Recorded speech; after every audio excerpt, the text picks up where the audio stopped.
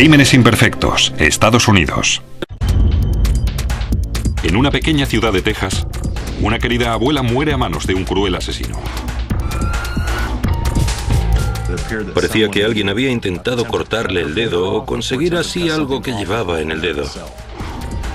Los amigos y vecinos estaban aterrorizados, preguntándose quién sería el siguiente. Empezaron a sospechar de cualquier cosa que pareciera fuera de lo normal. Tras el asesinato, ya no se sentían seguros. La policía tenía que darse prisa para devolverle la paz a la comunidad y resolver el misterioso caso. Crímenes imperfectos, Estados Unidos. Hill Country Village, Texas. Es una pequeña ciudad a pocos kilómetros al norte de San Antonio. La vida en Hill Country Village está unida al ritmo de las estaciones. Por Halloween celebran el Festival de la Calabaza. Celebran fiestas con Papá Noel solo para los residentes. Organizan muchos eventos para reunir a los residentes y unirlos aún más. Pero en mayo de 2003, la paz y la tranquilidad de Hill Country Village se vieron trastornadas. Un asesino andaba suelto. Cuando se resolvió el caso, la frase "asuntos familiares" tenía un nuevo significado para los habitantes de esta pequeña ciudad. Para nosotros, este caso era un misterio. No habíamos tenido nada parecido en 20 años. Y todo empezó con una llamada al 911. ¿Emergencias? Algo le ha pasado a mi abuela. No respira. Necesito ayuda inmediatamente. ¿Puede llegar hasta ella? Sí, ahora mismo la estoy mirando. Muy bien. Oh, Dios mío. Hay sangre por todo el suelo. Parece que lleve aquí mucho tiempo desangrándose. Ya ha salido una ambulancia para allá. Gracias.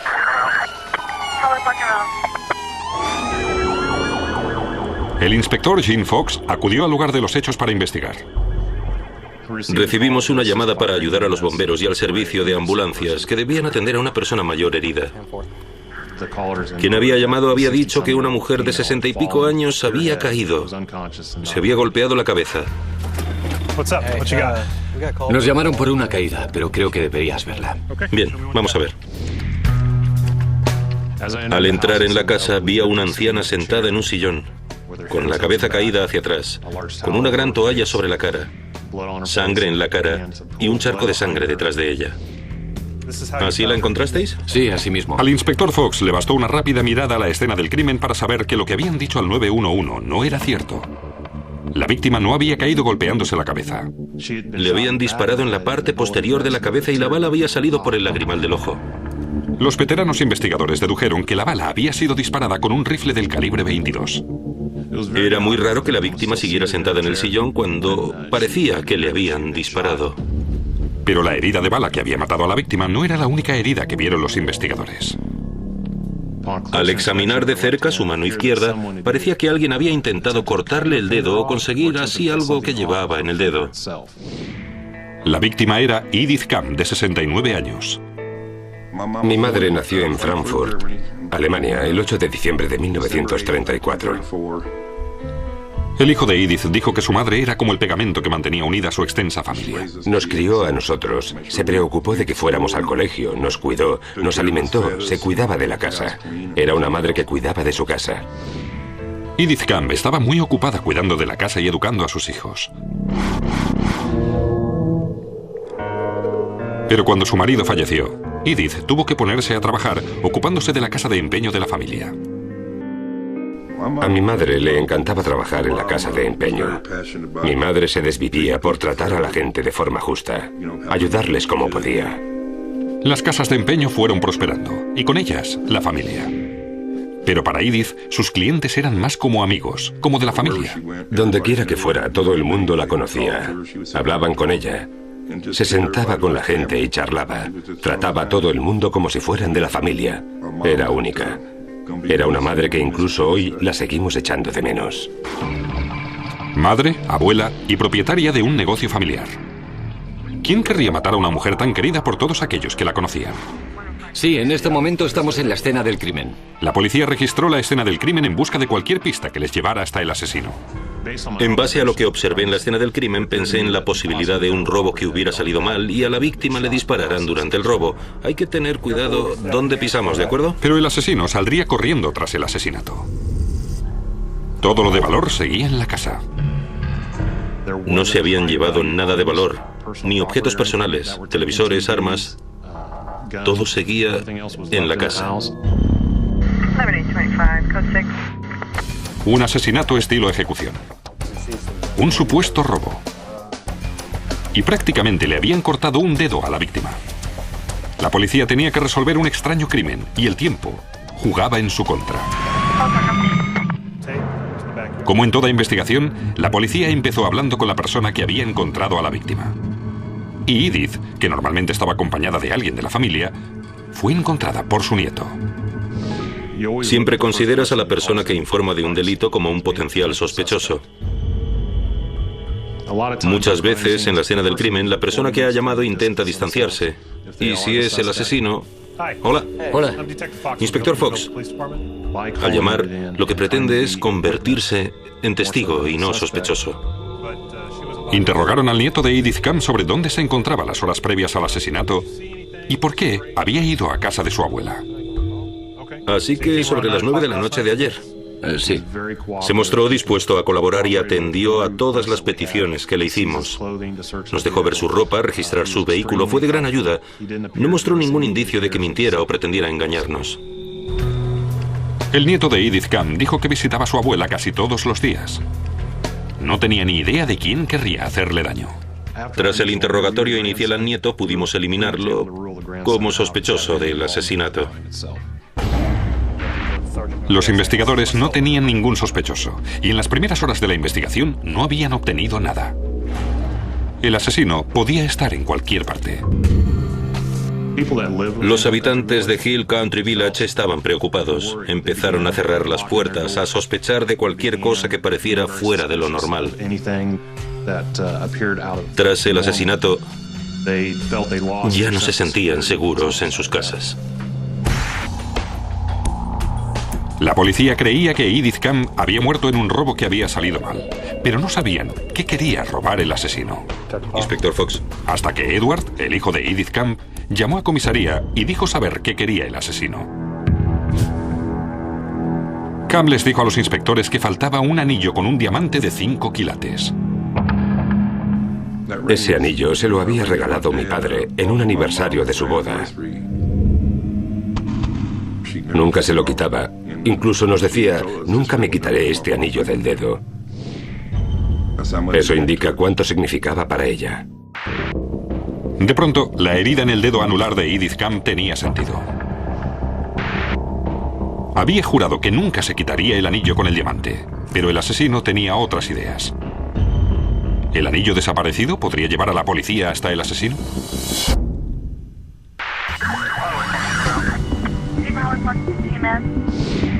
Edith Camp, de 69 años, madre de 3 hijos y abuela de 9 nietos, había sido asesinada a tiros en su propia casa. Mi madre y yo estábamos muy unidos y necesité mucho tiempo para superarlo. Ni siquiera hoy puedo decir que lo haya superado totalmente. Te sigue doliendo aquí, en el corazón.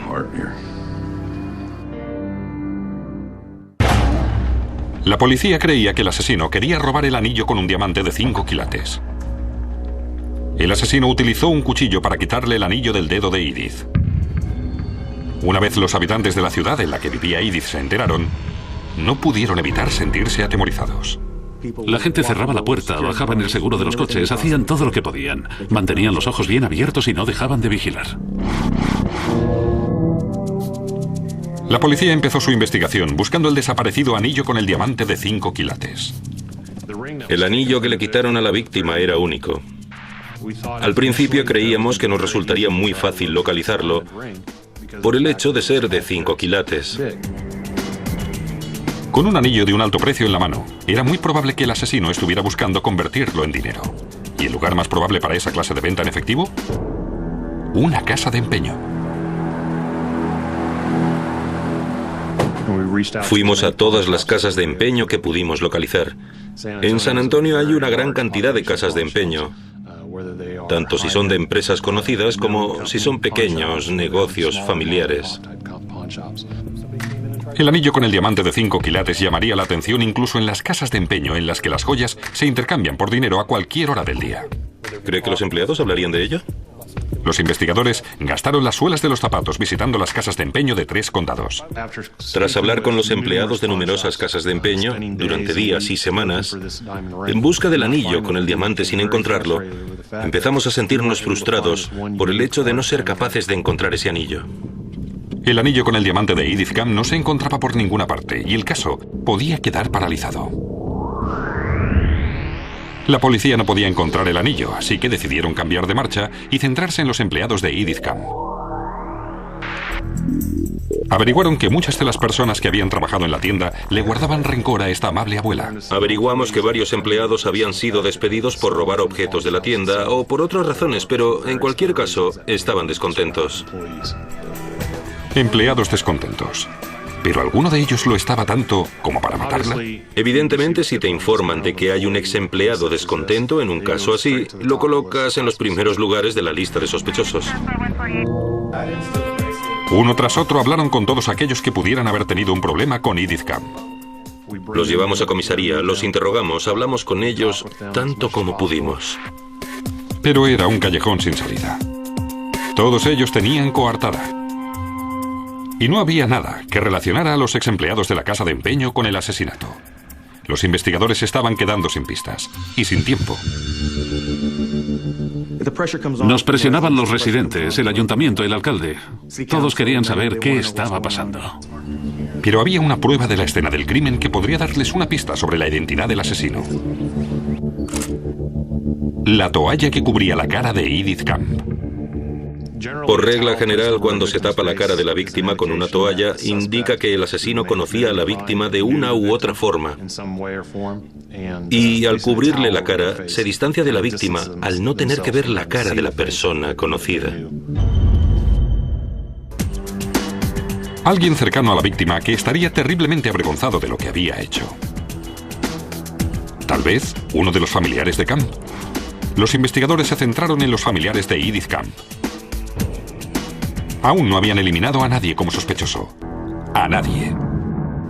El agente que estaba al mando de la investigación me llamó para preguntarme si podría ir a la comisaría porque querían interrogarme.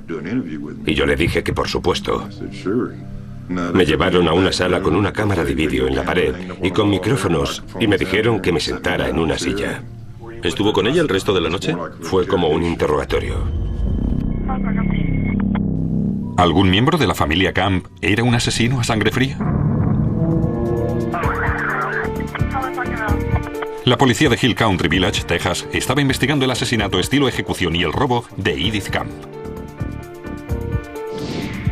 Los investigadores creían que alguien cercano a Edith, incluso un miembro de la familia, podía ser el asesino.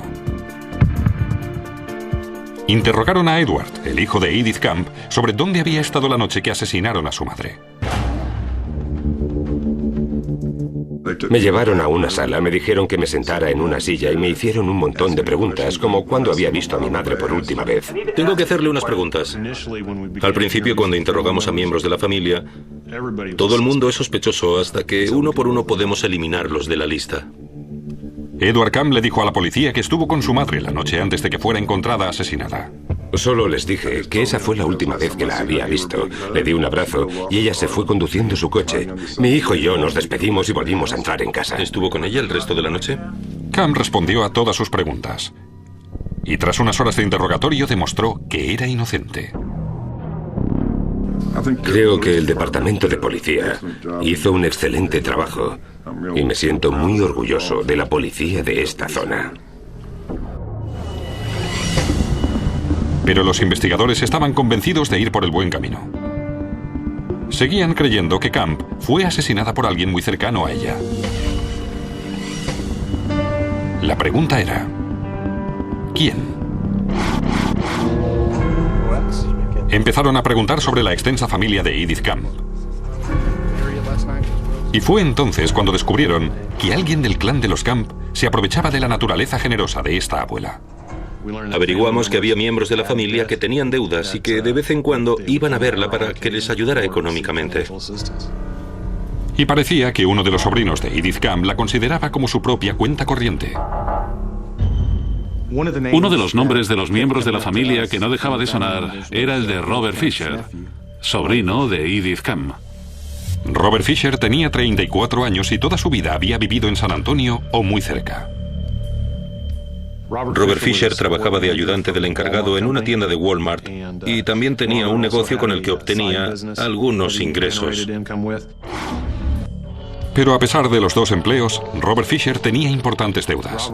Robert Fisher ganaría entre 20 y 30 mil dólares al año y sus deudas ascendían a 190.000. Así que no había forma de que pagara sus deudas con lo que ganaba cada año. La venta del anillo con el diamante de 5 quilates de Edith Camp hubiera reducido considerablemente dicha deuda. Hola, Robert. La policía le pidió a Robert Fisher que fuera a la comisaría para ser interrogado. Robert preguntó, ¿por qué me han detenido? Y le dijimos, no está detenido. Simplemente queremos hablarle de la investigación de un homicidio. Fisher admitió haberle pedido dinero prestado a su tía cuando andaba mal de fondos, pero afirmó que siempre se lo había devuelto en cuanto le había sido posible. Fisher colaboró con los investigadores. Un par de horas. Pero la policía vio algo raro en la conducta del sobrino de Edith Camp. Robert nos dio varias indicaciones de que mentía. Tenía la boca seca, no dejaba de aplicarse un bálsamo labial, jugueteaba con el móvil, hacía crujir los dedos de la mano. Sus gestos hicieron que sospecháramos de él. ¿Está nervioso? ¿Va todo bien? Sí. Fisher se retorcía como una anguila, por lo que los investigadores decidieron ir a por todas. Le preguntaron dónde se encontraba la noche en que su tía fue asesinada. Robert dijo que estuvo con su novia en un McDonald's local desde aproximadamente las 7:30 de la tarde y luego fue a casa de la chica hasta más o menos las 2:30 de la mañana. Fisher le había dado a la policía algo sólido que podían comprobar: una coartada. Ya he hablado con él. Con Robert Fisher aún en la sala de interrogatorios, le preguntaron a su novia si su coartada era cierta. Muy bien. Si su novia no confirmaba su coartada, tal vez se quedaría en la sala de interrogatorios más tiempo del esperado. Cuando hablamos con la novia de Robert, ella confirmó su coartada. Había estado con ella desde aproximadamente las 7:30 hasta las 2:30 de la mañana de los días 26 y 27 de mayo, respectivamente. Desde las 7:30 de la tarde hasta las 2:30 de la mañana. Exactamente el tiempo que el forense creía que habían asesinado a Edith Camp. Parecía que Robert Fisher ya no era sospechoso. Cuando la novia confirmó su coartada, nos sentimos algo desanimados y un poco frustrados de nuevo con el caso. Una pista tras otra, los investigadores siempre tropezaban con un muro. Y 6 largos meses después del asesinato de Edith Camp, su asesino seguía en libertad. Por frustrante que nos resultara el caso, íbamos a seguir con la investigación sin importar el tiempo que necesitáramos hasta que obtuviéramos resultados identificando al asesino de la señora Camp.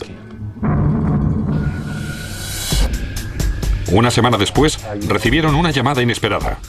Una llamada que cambiaría la dirección de la investigación. La llamada la había hecho el encargado de una tienda Walmart local.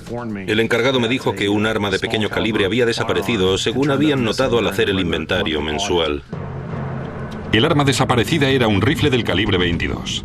La misma clase de arma que la policía creía era el arma homicida. El encargado dijo que era muy raro, ya que en los 10 años o más que esa tienda Walmart funcionaba en ese lugar, nunca antes había desaparecido ningún arma de fuego.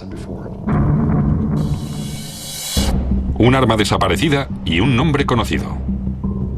Robert Fisher trabajaba por las noches en esa tienda Walmart. El encargado también me dijo que Robert Fisher tenía la llave del armero en el que fue vista por última vez el arma desaparecida. ¿Edith Camp había sido asesinada por su propio sobrino? La policía se había centrado en Robert Fisher, sospechoso del asesinato de su tía, Edith Camp. Ahora tenían la que podría ser la pista que necesitaban para detener a Fisher. Había desaparecido un rifle de la tienda en la que trabajaba, y era del mismo calibre que el utilizado para matar a Edith Camp. Era imposible ignorar una coincidencia así. No podíamos pasar por alto que el arma había desaparecido, que Robert Fisher tenía las llaves del armero y acceso al arma, y que Edith Camp había sido asesinada con un arma del mismo calibre. Pero había un problema. Parecía que Fisher tenía una coartada. Su novia sostenía que estaban juntos cuando Edith Camp fue asesinada. Pero ahora, con la prueba del rifle sobre la mesa, los investigadores creían que la novia estaba encubriendo a un asesino.